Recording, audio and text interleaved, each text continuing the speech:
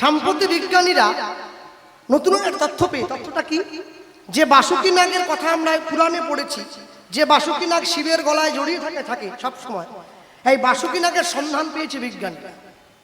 হ্যাঁ, লিখে দিয়েছেন গবেষণা করে। কত লম্বা সাপটা জানেন? 50 ফুট। বিজ্ঞান বলছে 50 ফুট লম্বা একটা সাপ যার গলায় জড়িয়ে বসে থাকে, সেই মানুষটা কত ফুট? কার গলায়? দেবাদিদেব মহাদেব।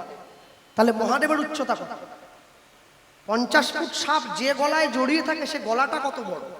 শুধু তাই নয়, মহাদেবের দেহ যদি অত বড় হয়, বাসুকি নাগ যদি 50 ফুট হয়, তাহলে মহাদেব আর বাসুকি নাগকে বয়ে বেড়ায় নন্দী নামক একটা ষাঁড়, সেই ষাঁড়টা কত বড়?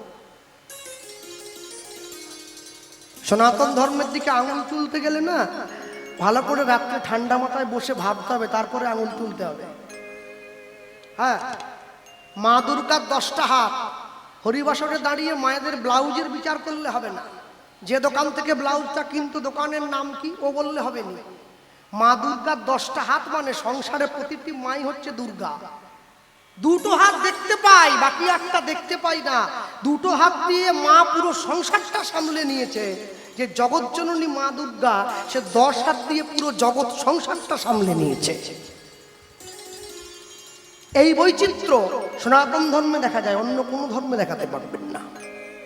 মনে রাখবেন সব সময়ের জন্য। কাকে দেখছেন? দেবী সরস্বতী। কি রঙের পোশাক পরা? শ্বেত বস্ত্র পরিহিতা। আচ্ছা, মা লক্ষ্মী কি রঙের পোশাক পরা? লাল। কেন বৈচিত্র্যময়? মা লক্ষ্মীকে কি সাদা পরানো যেত না? পড়ানো হয়নি। কেন? সরস্বতী বিদ্যার দেবী। বিদ্যা মানে শুধু বইয়ের বিদ্যা নয়, শুধু বইয়ের বিদ্যা নয়, যত রকমের পরমার্থ বিদ্যা আছে। যে বিদ্যা শুভ্র, যে বিদ্যা মানুষের চিত্তের কলঙ্ক দূর করে চিত্তের অন্তরে চিত্তকে প্রস্ফুটিত করে, সেই শুভ্ররূপী বিদ্যার দেবী হচ্ছে মা সরস্বতী। তাই শ্বেত বস্ত্র পরিহিতা। মা লক্ষ্মী লাল কাপড় পরে থাকে কেন জানেন? লাল হচ্ছে প্রেমের প্রতীক, ভালোবাসার প্রতীক। ভালোবাসা না থাকলে সংসার কোনোদিন পরিপূর্ণ হয় না। তাই মায়ের অঙ্গের যে বসন, তা আগে আমাদের শিক্ষা দেয়, তুমি আগে সংসারকে ভালোবাসতে শেখো, তবেই তোমার সংসার ধনধান্য ভরে উঠবে। এই হচ্ছে সনাতন ধর্ম। হ্যাঁ, দেবাদিদেব মহাদেবের সংসারের দিকে তাকিয়ে দেখুন না। মহাদেবের বাহনের নাম কি? ষাঁড়। আগেই তো বললাম। আর মহাদেবের স্ত্রী দেবী দুর্গা, তার বাহনকে সিংহ। দেখেছ সিংহ কোনোদিন ষাঁড়টাকে খাওয়ার জন্য ছুটে যাচ্ছে? বসে আবার গল্প করে। এই হলো সনাতন ধর্ম। কে? শিবের কপালে কি আছে? আগুন। শিবের জটায় কে আছে? গঙ্গা। কোনোদিন দেখেছ কপালের জলটা এসে কয়, মাথার জলটা এসে কপালের আগুনটাকে নিভিয়ে দিচ্ছে? এই হচ্ছে সনাতন ধর্ম। শিবের মেয়েকে লক্ষ্মী, তার বাহনকে পেঁচা। হ্যাঁ, আরেকটা মেয়ে আছে। কে বলো? আর ছেলে আছে, নাম কার্তিক। কার্তিকের বাহনকে ময়ূর। ময়ূর তো পেঁচা, ময়ূর। শিবের গলা কে আছে বলো? সাপ। ময়ূর তো সাপ দেখলেই খায়। ওই সংসারে দেখো না, পাশে গল্প করছে। হ্যাঁ, শিবের বড় ছেলেকে গণেশ, তার বাহনকে ইঁদুর। আচ্ছা, লক্ষ্মীর বাহনটা কোনোদিন ইঁদুর খেতে গেছে কি? সনাতন ধর্ম। কদিন আগে রাখি পূর্ণিমার দিন দেখছিলাম কলকাতার ট্রাফিক সিগন্যালে সমস্ত বাংলার মায়েরা বোনেরা বেরিয়ে পুলিশের হাতে গিয়ে রাখি পরিয়ে দিচ্ছে। কি বলছে? ভ্রাতৃত্বের বন্ধনটা যে স্যার আমাদেরকে রক্ষা করবে, আমাদেরকে আশ্রয় দেয়, আমাদেরকে বাঁচা। হ্যাঁ, জাতি ধর্ম বর্ণ নির্বিশেষে সকলে এক হয়ে ছুটে গেছে। মনে রাখবেন সব সময়ের জন্য বন্ধন কোনোদিন রাখি পরিয়ে দিলেই হয় না, বন্ধন অন্তর থেকে আসতে হয়। অন্তরের ভালোবাসা না আসলে হাজার রাখি পরিয়েও কোনো কাজ হবে না। হরি বল, হরি বল।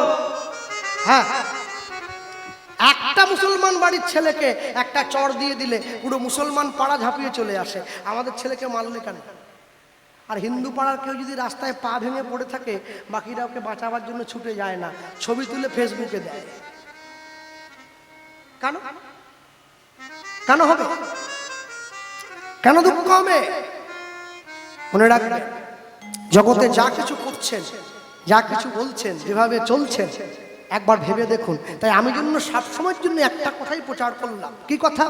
সময় পেলে বুঝিস রে মন, সবই মায়ার খেলা। তোর সাথে যাবেন সঙ্গে হরি, ভাষা নামের ভেলা। কতই ভাষা নামের ভালা, কতই ভাষা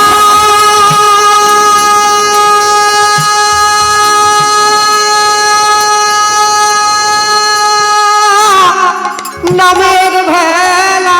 কতই ভাষা নামের ভালা। মনের কোণে সঙ্গ বনে সপে দেব ওই চরণে।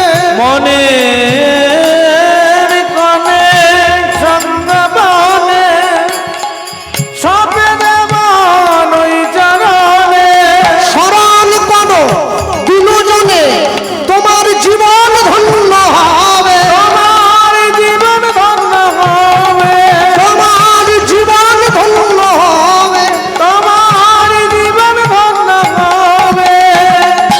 যেটুকু তোরা মন ভাবে সেটুকু তোর মনে মনে ভাবে সেটুকু তোর মনে রবে। ভেবে গেল করিস রে মন,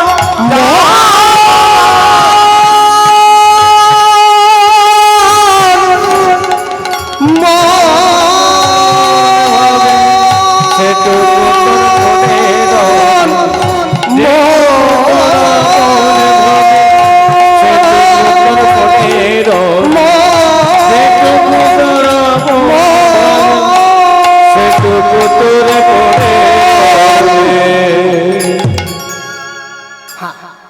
ভক্তমন্ডলী, ভক্তিমতী মায়েরা, রঘুনাথ দাস অনেক ভিক্ষা পেয়েছে, জমিদারের ছিল তো, ভিক্ষা করছে।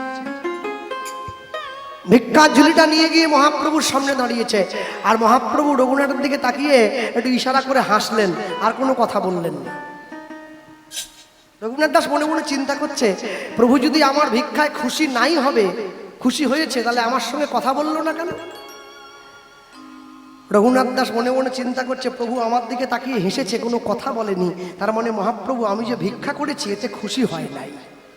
যা ভিক্ষা পেয়েছিল সব নিয়ে গিয়ে ছুঁড়ে ফেলে দিয়েছে। কোথায় বলুন তো? পুরীর সমুদ্রের চলে।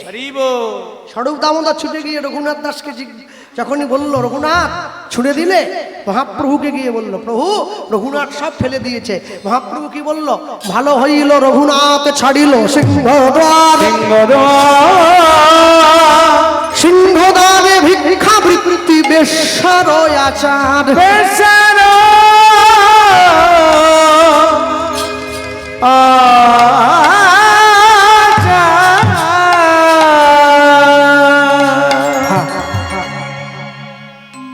সঙ্গে সঙ্গে মহাপ্রভু রঘুনাথ দাসকে ডেকে বলল, রঘুনাথ শোনো, কালকে থেকে তুমি ভিক্ষায় যাবে, কারো কাছে কিছু চাইবে না।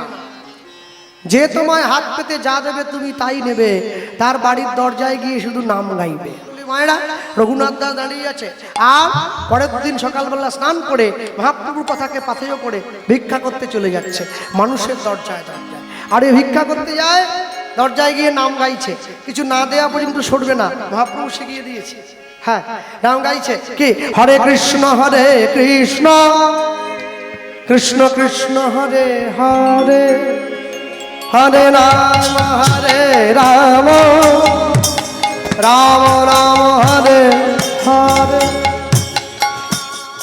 হাততালি দেওয়া যায় কি? যাদের হাত আছে একটু দেন, এদের নাই কি করে দেবে না? বুঝে থাকেন দেন। হরে কৃষ্ণ কৃষ্ণ কৃষ্ণ হরে হরে, হরে রাম রাম রাম হরে হরে। যারা চেয়ারে বসে আছে, এই চেয়ার কিন্তু খুব মারাত্মক। এই চেয়ারের জন্য দেশের আজকে এই অবস্থা। চেয়ারে বসলেই গা গরম হয়ে যায়। আমারও উপরের দিকে উঠে বসে গাটা গরম, চেয়ারে বসেছি না, চেয়ার খুব সাবধান। না, হাতটা তোলো, তাহলে এটা দাও। হরে কৃষ্ণ কৃষ্ণ কৃষ্ণ হরে হরে, হরে রাম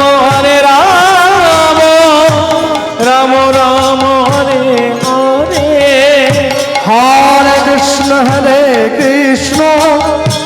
কৃষ্ণ কৃষ্ণ হরে হরে। অনুধ্বনি হরে রাম রাম রাম হরে হরে, হরে কৃষ্ণ কৃষ্ণ কৃষ্ণ হরে হরে, হরে রাম রাম রাম হরে হরে, হরে কৃষ্ণ কৃষ্ণ কৃষ্ণ হরে হরে, হরে রাম রাম রাম হরে হরে। তাই হরে কৃষ্ণ কৃষ্ণ কৃষ্ণ হরে হরে, হরে রাম রাম রাম হরে হরে, হরে কৃষ্ণ কৃষ্ণ হরে হরে, হরে রাম রাম হরে হরে। হরে কৃষ্ণ কৃষ্ণ কৃষ্ণ হরে হরে, হরে রাম রাম রাম হরে হরে, হরে কৃষ্ণ কৃষ্ণ হরে হরে, হরি হরি হরে রাম রাম হরে হরে। কলিকালে যাগ যজ্ঞ পূজা দর্পণ কিছু নহি কিছু নাহিয়া, কলিকালের একমাত্র ধর্ম হরিনাম ধর্ম, সর্বধর্ম সার। সর্বধর্ম এই হরিনামে শুধু নাম নয়, এ ভব পারের পড়ি, ভগবানের করি, প্রেমানন্দ সবাই বল নিতাই গৌ হরি হরি। প্রেমানন্দে সবাই মিলে বলনে তয় গো হরি হরি। মানুষের দরজায় গিয়ে দাঁড়ালো, আর মানুষের দরজায় গিয়ে যখন দাঁড়িয়েছে, একদিন দুদিন 3 দিন 4 দিন 5 দিন করে 7 দিন ভিক্ষা করেছে, একটা তিল পর্যন্ত পায়নি যে পেটে খাবে। 7 দিনের দিন সকালবেলা রঘুনাথ দাস পুরীর জগন্নাথ মন্দিরের রান্না যেখানে হয় সেই ভোগ ঘরের পিছনে গিয়ে দাঁড়িয়েছে। প্রত্যেক দিন পুরীতে রান্না হয়ে যাওয়ার পরে যে প্রসাদের দানাগুলো বেশি হয় সেগুলোকে জল দিয়ে ভাসিয়ে দেওয়া হয়, ভোগ ঘরের নালা দিয়ে সেগুলো পিছনে চলে যায়। রঘুনাথ দাস সেইখানে গিয়ে দাঁড়িয়েছে। 100 কোটি টাকার মালিকের সম্পত্তির ছেলে একটা করে নর্দমার থেকে একটা করে প্রসাদের দানা ধুয়ে হাতে তুলছে। হ্যাঁ, একটা করে প্রসাদের দানা হাতে তুলে হাতের মধ্যে নিয়েছে।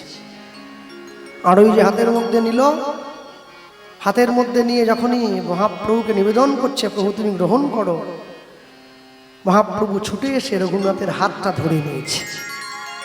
রঘুনাথ, আমার জন্য নিবেদন করলে প্রসাদ, আমায় দিলে না? মহাপ্রভু দেবে না, রঘুনাথ ছাড়বে না। জোর করে নিয়ে মহাপ্রভু সেই প্রসাদের দানা হ্যাঁ নিজের মুখে ভরে নিয়েছে। রঘুনাথ মহাপ্রভুর চরণটা জড়িয়ে ধরেছে। প্রভু, আমি 7 দিন কিছু খাই নাই, তুমি যদি আমার কাছ থেকে কেড়েই নেবে তাহলে আমি বাঁচবো কি করে? রঘুনাথ দাস বলে উঠছে, যখন এই কথা বলল মহাপ্রভু বলে উঠছে, রঘুনাথ আমি মুখে দিয়েছি, এখনো খাই নাই। যদি প্রসাদের মধ্যে কোনো জীবাণু থাকে আগে আমার অন্তরে লাগবে, তোমার যেন না লাগে। হ্যাঁ, একটা করে প্রসাদের দানা রঘুনাথ দাসের বদনে মহাপ্রভু নিজের বদন হতে বের করে নিজের বদনে দিচ্ছে। হ্যাঁ, মনে রাখবেন, বাংলায় বিখ্যাত একটা গান আছে না, রজনীকান্ত সেনের লেখা গান, সকলে শুনেছেন তো সেই গান আপনারা। কবে তৃষিত এ মরু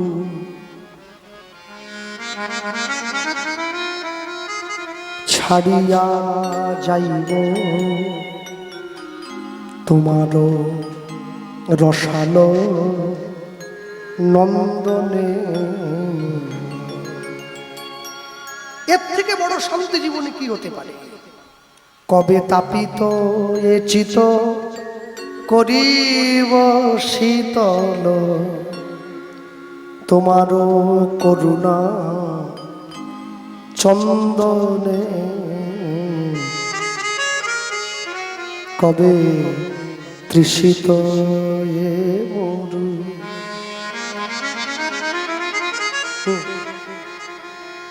কবে আমাতে হয়ে যাব আমার আমি হারা,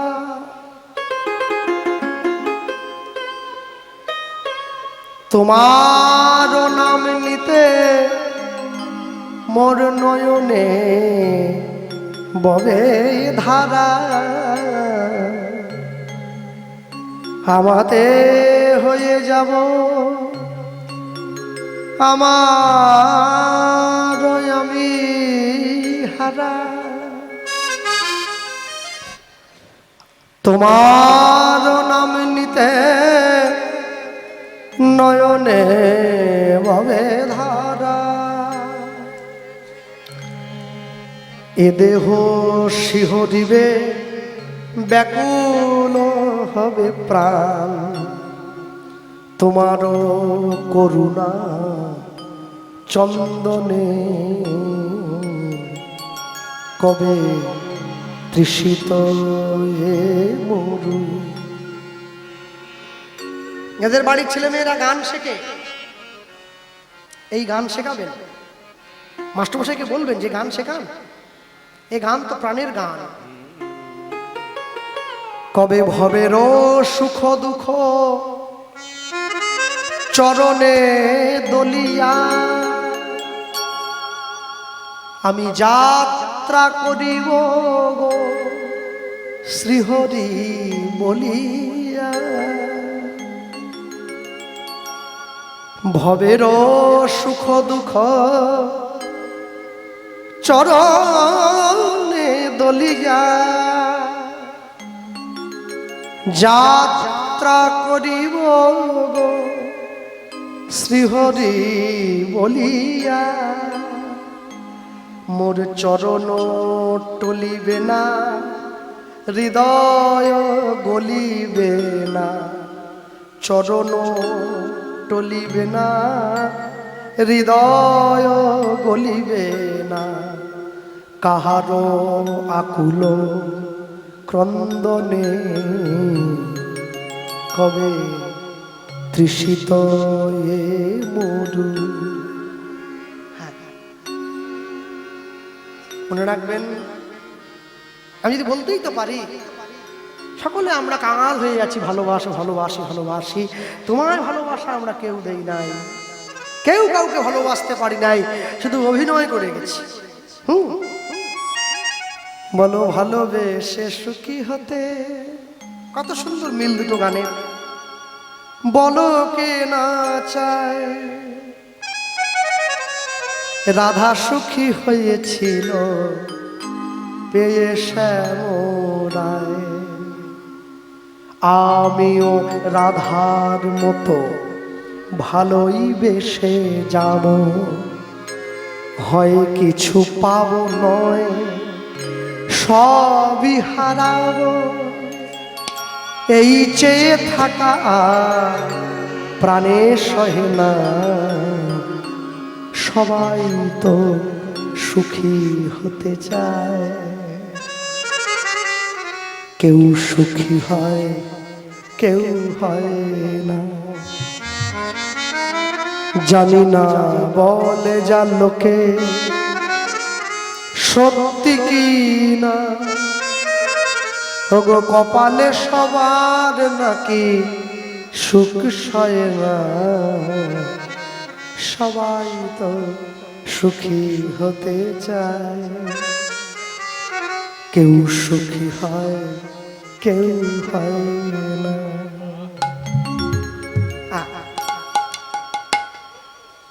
একবার ডেকে সব শুনবে নাকি? আরেকবার ডাকো বেশি টাকা দিয়ে। মজা করছে, রাগ করবেন না। ভক্তমণ্ডলী, ভক্তিমতী মায়েরা, রঘুনাথ দাস মহাপ্রভুর অন্তরের কাছ থেকে, মহাপ্রভুর কাছ থেকে প্রেম পেয়েছে। হ্যাঁ, মহাপ্রভুর কাছে গিয়ে বলছে, প্রভু তুমি আমায় অনুমতি দাও, আমি বৃন্দাবনে যাব, বৃন্দাবনে গিয়ে আমি ভজন করব। রঘুনাথ দাস মহাপ্রভুর কাছ থেকে বিদায় নিয়ে বৃন্দাবনে যাবে ঠিক করেছে। আর এই যে বৃন্দাবনে যাবে ঠিক করলো, মহাপ্রভু রঘুনাথ দাসকে দুটো জিনিস দিয়েছিল, একটা শালগ্রাম শিলা, একটা গুঞ্জামালা, দুটো জিনিস। রাধাকুণ্ডের পাড়ে গিয়ে বসেছে। যদি আপনারা এখনো পর্যন্ত রাধাকুণ্ডের পাড়ে বৃন্দাবনে যান, গেলে দেখবেন রঘুনাথ দাস গোস্বামীর সমাধি আজও আছে।